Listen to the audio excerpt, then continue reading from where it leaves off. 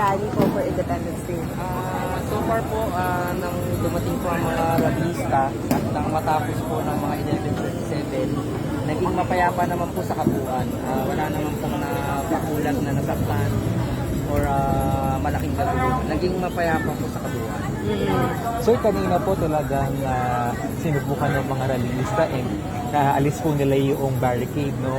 Ano po yung ating ipinatupad kanina? Ito po ba yung maximum tolerance? Go ahead, sir. Opo, lagi po naman na pinapairal po natin o ino-observe ang maximum tolerance. Nagulat lang po kami kaninang umaga pagdating nila, sabay-sabay pong dumating, bigla na lang po nilang inatak yung ating pong inilagay na barricade. Pero sa kabutihang palad naman po, naagapan naman po ng ating mga kapulisan at wala naman po nasaktan.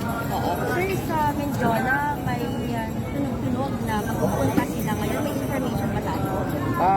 Kung pupunta naman po sila ay nakahanda naman po sa ating kapulisan. Meron po tayong mga pulis na nakabantay po sa Mendiola or sa CRP. Sir, to be very clear, gaano karaming police po ang dineploy ng NPD for Independence Day protests here in Metro Manila? So, bali sa kabuuan ng Manila Police District po ay nag-deploy ng kulang-kulang 2,000.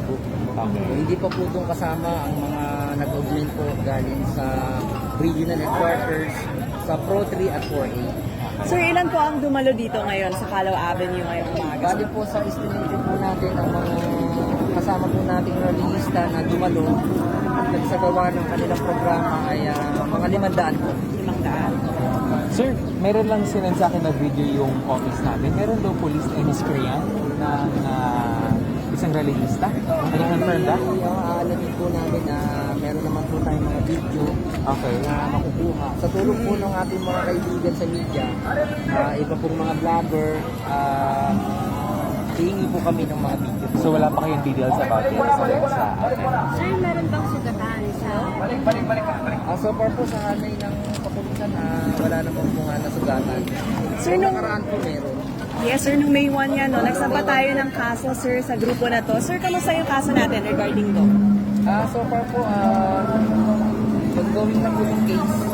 Nakasampa na po yung kaso sa korte.